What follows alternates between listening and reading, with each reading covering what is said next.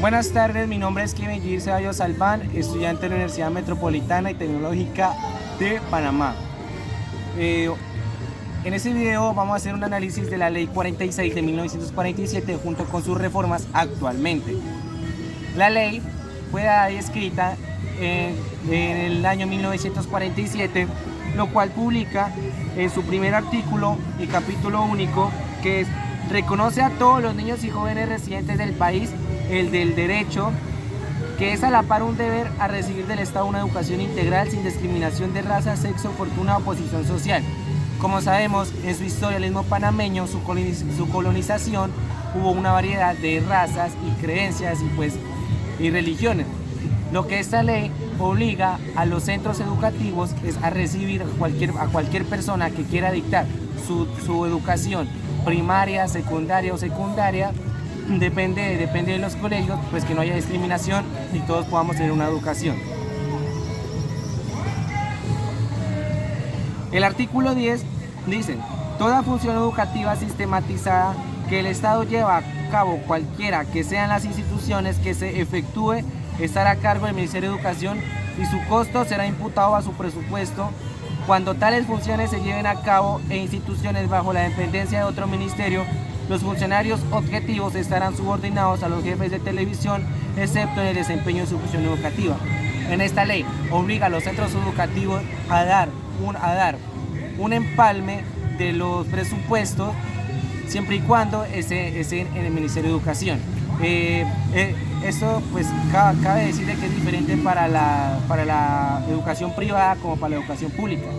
Pero toda institución, ya sea prejardín, secundaria o primaria, tiene que dictar cuentas ante redes de comunicaciones y ante lo que está encargado en la institución. El artículo 202 de 1947 dice: el Departamento de Cultura Física corresponde la orientación y el desarrollo de la educación física.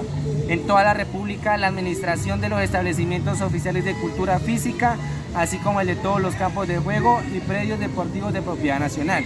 En nuestra área, la educación física, en cada área siempre hay una oficina que tiene los útiles y cuenta con las herramientas adecuadas para la elaboración de su materia. En este caso dice que la educación física en todo colegio, en todo centro educativo debe tener su oficina, lo cual estará encargada pues de que cumpla con todos los requisitos, por decir, que tengamos todos los implementos para llevar una buena educación física. Para eso. En el análisis de la Ley 47 de 1946 se presenta la primera reforma con la Ley 34 de 6 de julio de 1995. Esta fue la primera reforma que dio los padres de familia y las juntas directivas al Ministerio de Educación, y lo cual presentó la primera reforma en este año, en 1995. La reforma de 1995, artículo 4, dice: subrógase al artículo 2 de la ley 47 de 1946. Así artículos, el sistema operativo panameño está compuesto por dos subsistemas, el regular y el no regular, definidos en esta ley tanto en el subsistema regular como en el no regular.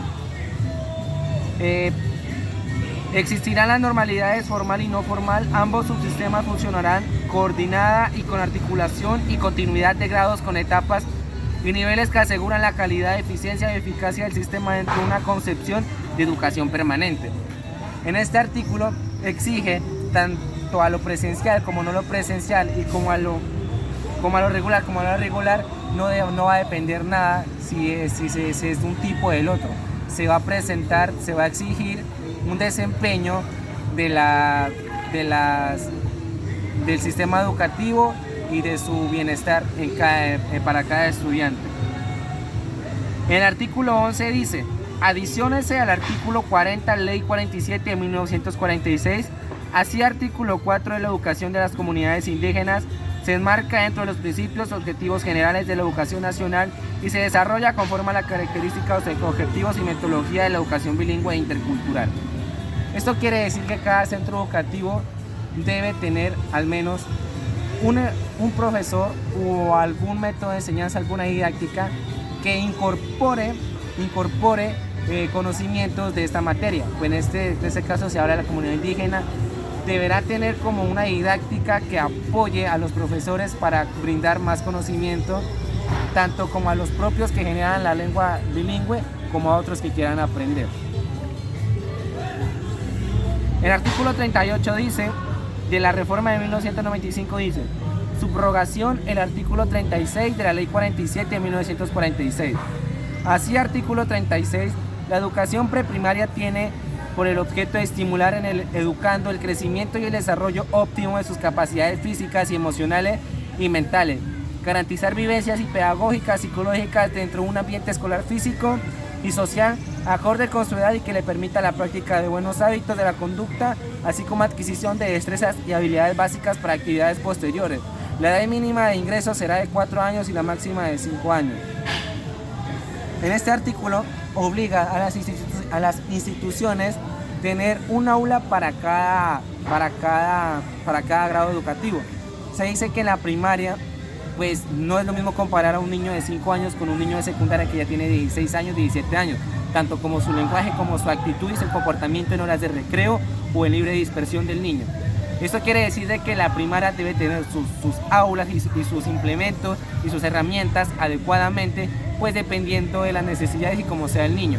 En la secundaria pues ya no vamos a tener digamos un ejemplo claro, rompecabezas como para un niño de 8º grado o de 9º grado que ya se caracteriza, pues se defiende más en lo deportivo, digamos, pues diferentes herramientas que utilicen. Vamos con la tercera reforma, que es la ley 50 de 2002, que dice, el primer artículo de la ley 50 del 2002.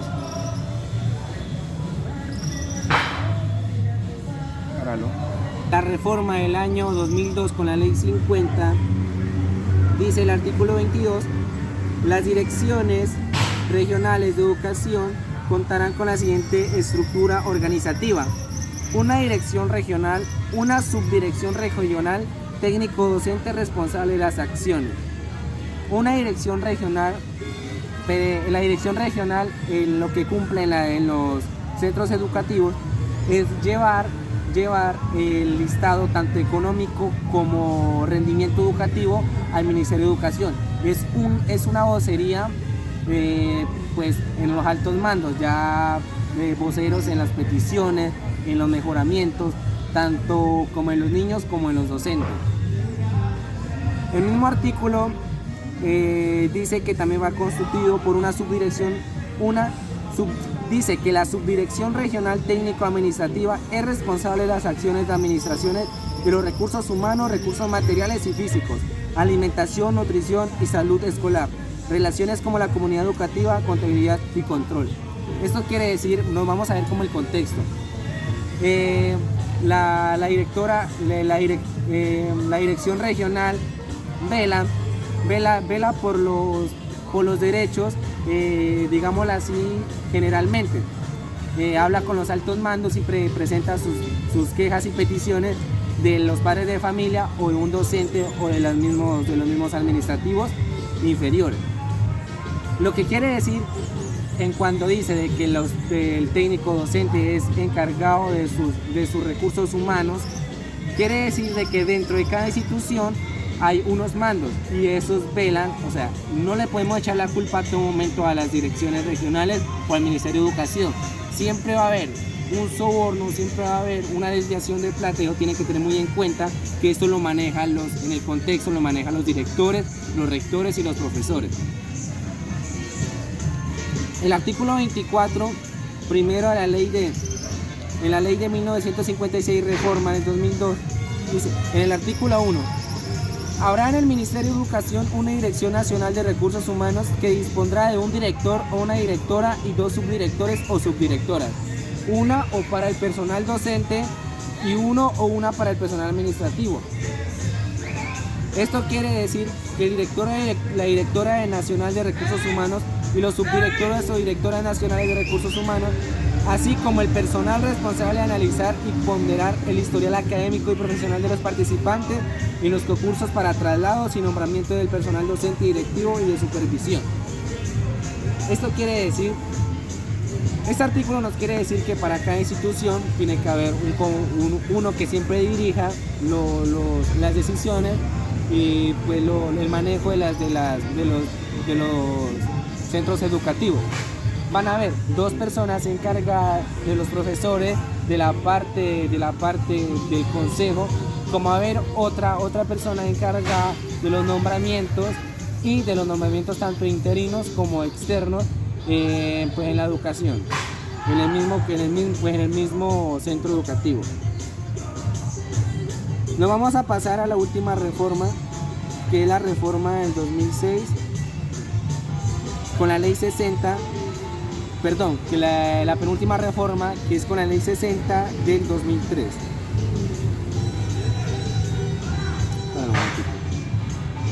En la penúltima reforma de la ley 60 del 2003 nos dice que añade un artículo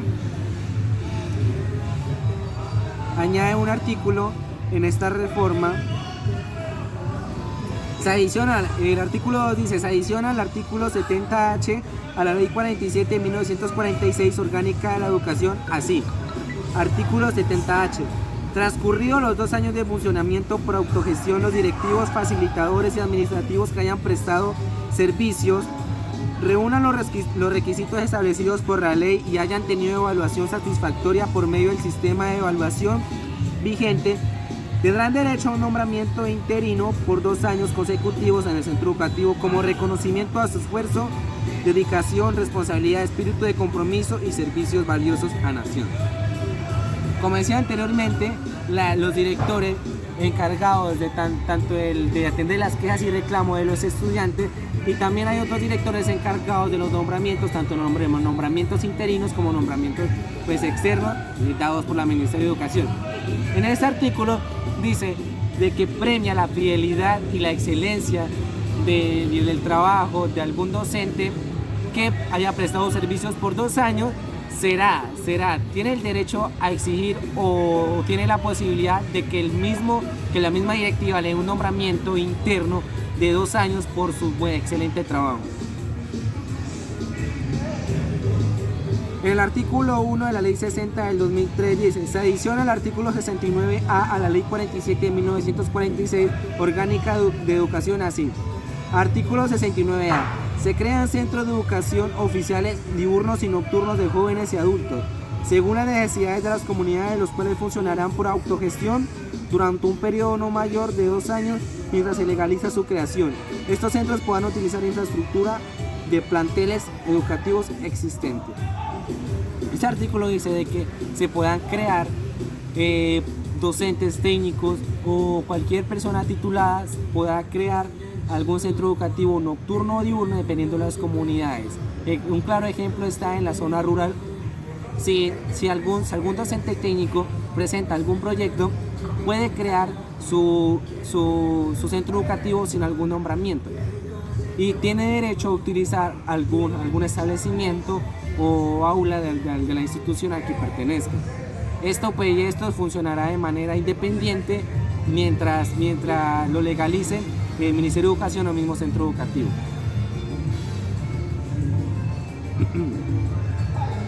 El artículo 3. Se adiciona al artículo 71 a la ley 47 de 1946 orgánica de educación, así. Artículo 70I. Cuando no exista partida presupuestaria, el Ministerio de Educación Cuando no exista partida presupuestaria, el Ministerio de Educación, el Director Nacional de Educación de Jóvenes y Adultos y el Director Regional de Educación procederán al nombramiento temporal de los directores y subdirectores de los centros de educación básica en general de jóvenes y adultos de educación premedia y media académica con una partida que incluya 15 horas, así como 18 horas para los centros de educación profesional y técnica. En este artículo dice que cada vez que al Ministerio de Educación o centro educativo, de pocas palabras, quede en quiebra, esta será obligada a tomar a algunos profesores y darles un nombramiento temporal. No sé muy bien la verdad cómo funciona la educación en el Istmo Panameño, pero en este tal caso no se nombra nombramiento y no se forma nombramientos de planta. Se dice que la institución está obligada a tener que dar a los docentes un nombramiento temporal, pero dice para la educación preprimaria y para la primaria.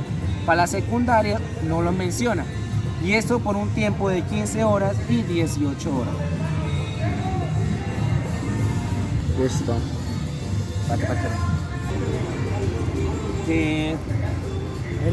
Uno de los últimos sucesos que miré en noticias, y una parte importante en el mismo panameño de la educación, fue que en el 2016 el presidente de Panamá, Juan Carlos Varela, junto con la ministra de Educación, Marcela Paredes, se instalaron con el apoyo y la facilitación del programa de las Naciones Unidas para el Desarrollo de la PNUD.